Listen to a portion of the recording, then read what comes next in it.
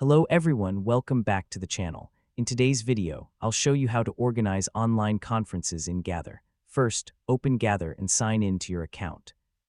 After logging in, open the workspace where you want to host your online conference. As you can see, I am already inside my Gather workspace. This virtual space can be used for conferences, business meetings, workshops, presentations, and team events. Before your conference begins, make sure your workspace is ready.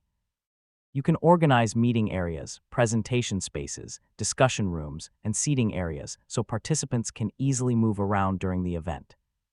You can walk through the workspace using the W, A, S, and D keys or the arrow keys to explore different sections of the conference area. On the right side of the screen, you'll find the members panel.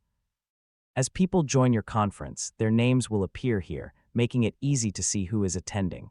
At the bottom of the screen, you'll see the microphone and camera controls. These allow you to manage your audio and video during the conference. You can mute your microphone, turn your camera on or off, and adjust your settings whenever needed. If your workspace includes a presentation or meeting area, participants can gather there for discussions, presentations, and collaborative sessions.